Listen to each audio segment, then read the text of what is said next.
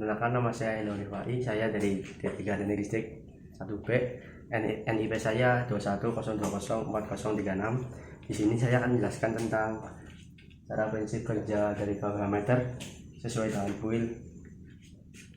Yang pertama, ini dari PLN ya, ada dua kabel, fasa dan netral. Pertama tuh fasa masuk ke nomor 1, sini dari KWH. Habis itu keluarannya nomor 2 baru masuk ke MCB. Nah, MCB ntar keluarannya ini harusnya warnanya hitam, cuma di sini biru. Habis itu netral dari PLN kita masuk ke angka berapa ini, 3. Habis itu keluarannya di angka 4. Terus habis itu ke bawah sini. Dan untuk kabel merah itu untuk kabel grounding. PUIL memberikan persyaratan untuk desain, pemasangan, dan sertifikasi instalasi listrik.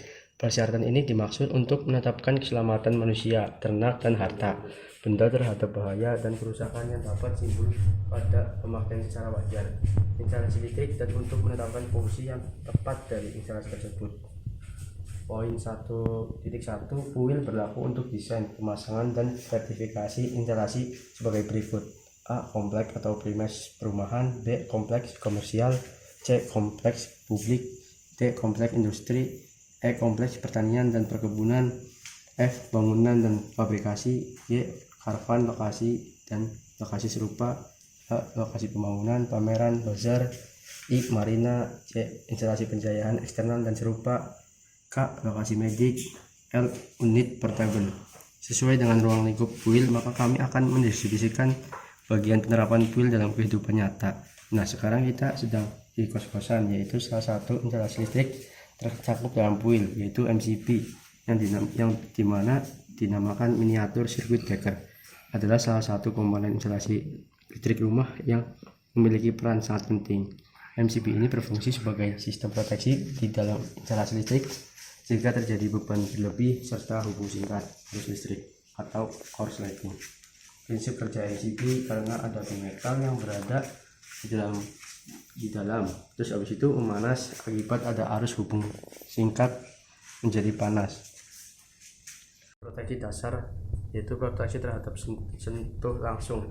Untuk instalasi voltase rendah, sistem dan perlengkapan proteksi dasar umumnya berkaitan dengan proteksi terhadap sentuh langsung. Proteksi harus disediakan terhadap bahaya yang dapat timbul karena sentuh dengan bagian aktif instalasi oleh manusia atau ternak. Proteksi dapat dicapai dengan salah satu model berikut: mencegah atau mengalirnya arus melalui badan manusia atau ternak, membatasi arus yang dapat mengalir melalui badan ke nilai yang tidak berbahaya. Perlengkapan proteksi. Karakteristik perlengkapan proteksi harus ditentukan berdasarkan fungsinya, misalnya dapat merupakan proteksi terhadap efek arus lebih, beban lebih, hubung pendek, arus gangguan bumi atau voltase lebih, voltase kurang, atau takut voltase. Gawai proteksi harus beroperasi pada nilai arus, voltase, dan waktu yang sesuai berkaitan dengan karakteristik sedikit dan kemungkinan terjadinya bahaya. Pada poin 2.3.9 kendali darurat, bila dalam keadaan bahaya diperlukan pemutusan suplai dengan segera. Gawai pemutus harus dipasang sedemikian sehingga dengan mudah dapat dikenali dan dioperasikan dengan efektif. Dan pada poin 2.3.10.1 gawai diskoneksi harus disediakan untuk memungkinkan penyaklaran dan atau isolasi instalasi listrik atau sirkuit bagian individu aparatus yang diperlukan untuk operasi. Pada bagian 2, desain instalasi listrik, gawai untuk proteksi terhadap arus beban lebih dan arus hubung pendek harus sanggup memutuskan setiap arus lebih sampai dengan arus hubung pendek prospektif pada titik tempat gawai proteksi dipasang. Gawai harus dari jenis berikut: A. Sikring penutup. Yang B. Pemutus sirkuit atau MCB, ini MCB. Yang C. Pemutus sirkuit dalam kotak bercetak yang memenuhi standar. Yang D. Pemutus sirkuit yang memenuhi standar. Yang E, gawai lain yang diizinkan yang mempunyai karakteristik yang sama dengan gawai di atas. Kalau di sini yaitu ada kWh. kWh bisa diartikan sebagai kilowatt jam. Juga ditulis kilowatt jam adalah sebuah satuan energi yang dikirim oleh peralatan listrik. Biasanya diukur dan diberi biaya menggunakan satuan kWh. Perlu diketahui bahwa kWh adalah produk tenaga dalam kilowatt dikali waktu dalam jam, bukan kW per H. Prinsip kerja dari kWh tersebut adalah akan bekerja berdasarkan pemrograman yang telah dimasukkan ke dalam mikroprosesornya. kWh meter digital layaknya kWh meter analog akan menerima input berupa sinyal analog tegangan hanya saja melalui alat ini. Sinyal input analog tersebut akan dikonversi menjadi sinyal digital secara berkala. Pada bagian 8, ketentuan untuk berbagi ruang instalasi khusus, yaitu SRT harus dilengkapi dengan string atau pemutus circuit dengan nilai nominal maksimum 10 ampere dan bila diperlukan sebuah meter kWh yang dipasang di bagian luar rumah. Sini sudah sesuai dengan bagian 8, yaitu kWh meter berada di luar rumah. Dan di sini terdapat arus 6 ampere maksimal. Yaitu pada poin selanjutnya, pembumian untuk instalasi rumah sederhana dilaksanakan dengan memasang elektrode bumi yang dihubungkan antara terminal pembumian pengaman pada PHBK secara langsung atau melalui meter kWh. Dan di sini terdapat ada grounding elektrode bumi. Selanjutnya pada bagian 2 perlu dijelaskan. Selanjutnya pada bagian 2 saya serahkan ke teman saya.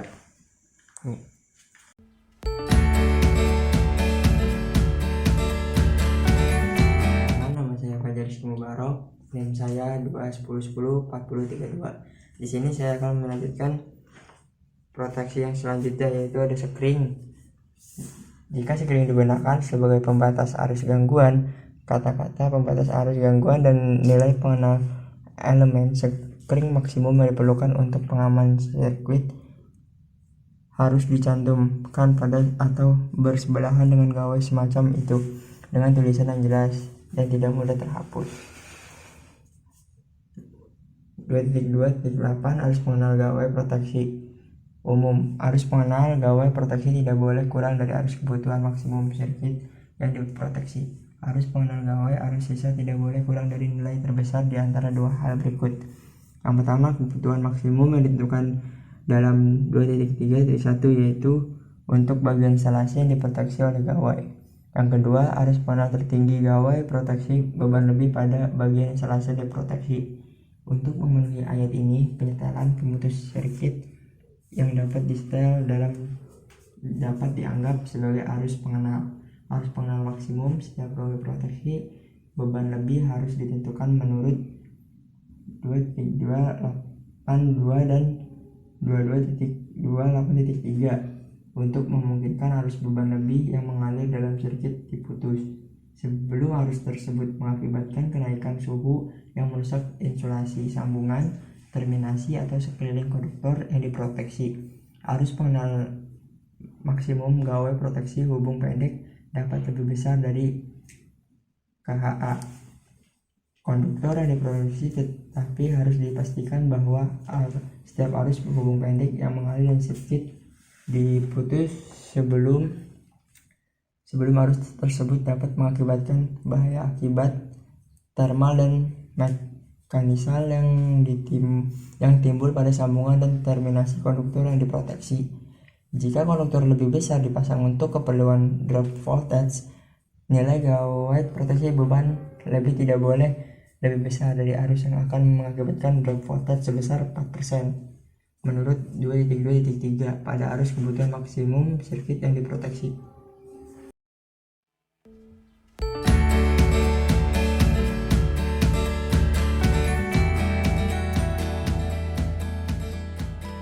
Selanjutnya ada kabel. Kabel merupakan sebuah alat yang digunakan untuk mentransmisikan sinyal dari satu tempat ke tempat lain. Kabel seiring dengan perkembangannya dari waktu ke waktu terdiri dari berbagai jenis dan ukuran membedakan satu dengan yang lainnya. Dijelaskan dalam kuil bagian 2 desain instalasi listrik. Ukuran dan jenis kabel dan konduktor. Ukuran kabel yang biasanya digunakan dalam instalasi listrik rumah adalah kabel NYA dengan diameter 2,5 mm. Pada 2.2.1 umum kabel dan konduktor harus dipilih dengan mempertimbangkan kriteria berikut. Yang pertama ada KHA ditentukan dengan melihat pada jenis insulasi dan cara pemasangan dan persyaratan dalam 2.2.2. Kapasitas antar arus KHA setiap konduktor harus mempunyai KHA seperti yang ditentukan pada bagian 5.52. Pemilihan dan pemasangan perlengkapan listrik sistem perkawatan dan tidak kurang dari arus yang mengalir di dalamnya. Untuk maksud ayat ini, KHA harus dianggap tidak kurang dari kebutuhan maksimum yang ditentukan dalam 2.3.2 untuk sirkuit utama dan sirkuit cabang, atau dalam 2.3.4 untuk sirkuit utama dan sirkuit cabang dengan cara pengukuran atau pembatasan, atau dalam 2.3.5 untuk sirkuit akhir. Yang kedua itu ada drop voltage yang ditentukan dari impedans kabel, karakteristik beban yang dan persyaratan dalam 2.2.3. Yang ketiga ada kinerja pada hubung pendek yang ditentukan dari arus gangguan yang mungkin terjadi dan karakteristik gawai proteksi. Yang keempat ada kuat arus mekanis dan pertimbangan fisik lainnya. Persyaratan warna insulasi inti kabel berlaku untuk semua instalasi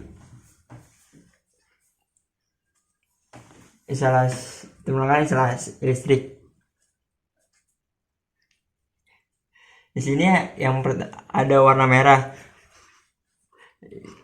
fasa dan warna hitam itu di sini ada fasa berwarna hitam dan netralnya berwarna merah.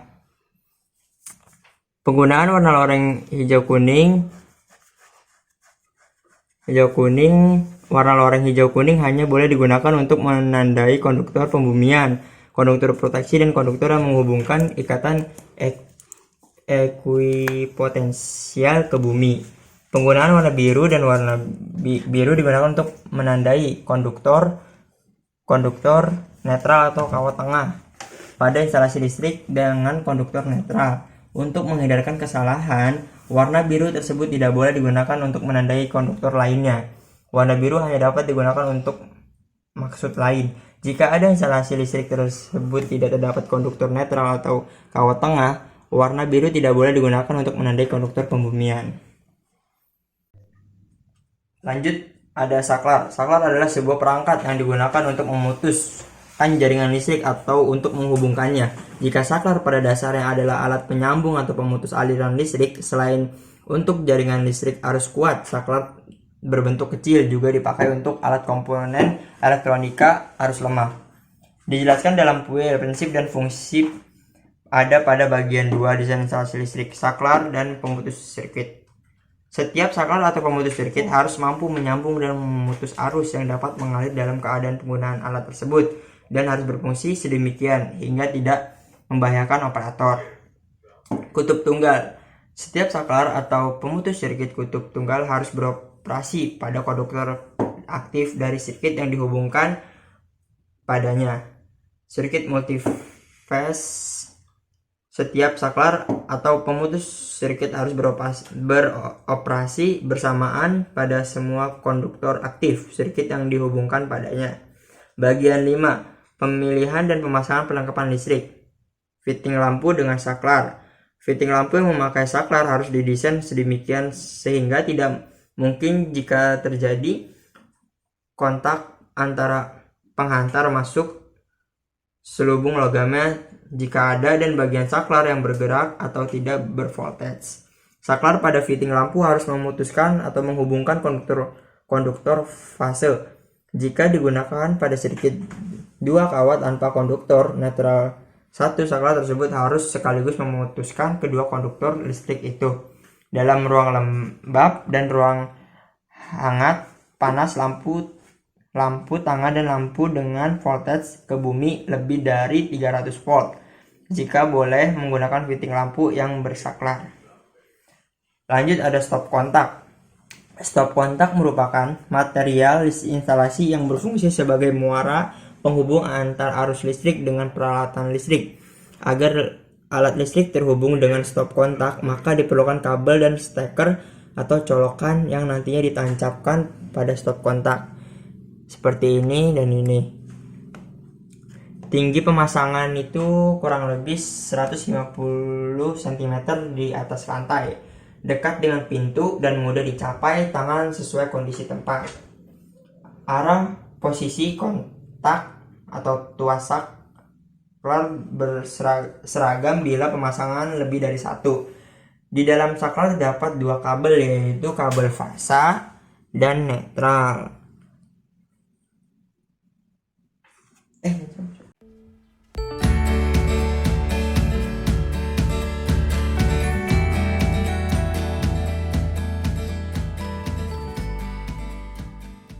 Assalamualaikum warahmatullahi wabarakatuh. Perkenalkan, nama saya Rizky Ali Fauzi. Saya dari TL1B. NIM saya 210104046. Di sini saya akan menjelaskan tentang lampu. Lampu adalah sebuah benda yang berfungsi sebagai penerang. Lampu memiliki bentuk seperti botol dengan rongga yang berisi kawat kecil yang akan menyala apabila disambungkan ke aliran listrik. Dijelaskan pada kuil bagian 5. 6. Luminer, titik lampu. Titik lampu determinasi dengan benar pada kelengkapan atau fitting yang sesuai. Tidak lebih dari satu flek kecuali dirancang untuk beberapa gantungan. Digunakan gawai penyangga fleksibel. Kawat saklar diidentifikasi. Lubang plafon di atas roset telah dibagi untuk mencegah penyebaran api. Cocok untuk masa yang digantung, ditempatkan dengan cocok. Pencahayaan darurat. Dalam perhitungan beban tersambung, besaran pengenal di bawah ini digunakan untuk pencahayaan lampu pijar sama dengan 60 watt yang sesungguhnya dari lampu yang terpasang. Mana yang lebih besar kecuali bila desain luminaire lampu banyak yang terkait dengan fitting hanya memperkenankan lampu yang kurang dari 60 watt yang dapat dipasang pada fitting, maka beban tersambung dari fitting tersebut harus sama dengan watt lampu yang terbesar yang dapat dilayani. Untuk luminaire lampu, beban setiap fitting lampu harus ditetapkan berdasarkan di atas. 2. Lampu TL dan lampu lainnya. Beban penuh tersambung yaitu arus sesungguhnya diserap oleh susunan pencahayaan dengan memperhitungkan perlengkapan bantu seperti balas dan kapasitor. Faktor daya dari lampu TL dan lampu luar lainnya tidak boleh kurang dari 0,85. 3. Rel pencahayaan sama dengan 0,5 ampere per meter fase per rel atau beban yang sesungguhnya tersambung mana yang lebih besar. Sebagai salah satu contoh ruang kos ini.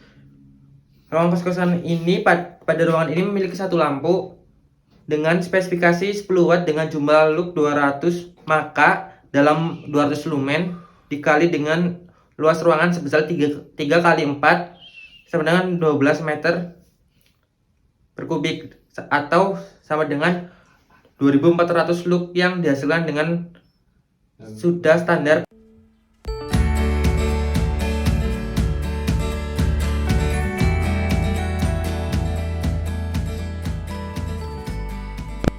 Saya perkenalkan, nama saya Gilang Saputra dengan nomor induk mahasiswa 210104034. Oke, saya akan menjelaskan tentang lingkup coil yang berada pada lingkungan sekitar kita, yaitu sekitar kos-kosan kita. Itu tentang arus hubung singkat. Arus hubung singkat adalah arus yang dihasilkan oleh gangguan dengan mengabaikan impedansi antara titik-titik pada potensial yang berbeda. Dalam kondisi layanan normal, perhitungan arus hubung singkat dilakukan dalam perancangan panel hubung agar pelatahan tersebut bisa menahan arus hubung singkat yang besar.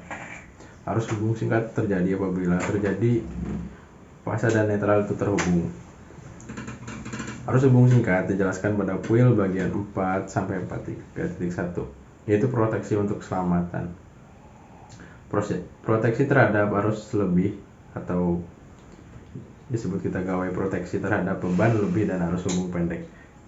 kecuali dinyatakan pada dalam 434.5.1 gawai yang memberikan proteksi terhadap beban lebih dan arus hubung pendek harus mampu memutuskan dan untuk memutus sirkuit menghubungkan setiap arus lebih sampai dengan hubung pendek prospektif di titik tempat gawai tersebut dipasang. Gawai tersebut dapat merupakan pemutus sirkuit yang dilengkapi dengan beban lebih dan hubung pendek. Pemutus sirkuit bersama dengan sekering. Sekering yang mempunyai tautan link atau sekering dengan karakteristik tertentu atau bisa disebut juga dengan FCB. Gawai yang memastikan proteksi hanya terhadap arus hubung pendek. Gawai yang menyediakan proteksi hanya terhadap arus hubung pendek harus dipasang jika proteksi beban lebihnya diperoleh dari sarana lain atau jika ayat 4.33 mengizinkan proteksi beban lebih tidak diperlukan. Gawai tersebut harus mampu memutuskan dan untuk memutuskan sirkuit menghubungkan arus hubung pendek sampai dengan arus hubung pendek prospektif. Gawai tersebut harus memenuhi persyaratan pada ayat 4.3.4. Gawai tersebut dapat berupa pemutus sirkuit dengan pelepas hubung pendek saja atau sekering dengan tautan sekering jenis MCB dan lain-lain. Oke, untuk simulasi pada arus hubung pendek mungkin nanti kita akan tampilkan dalam video berikut ini.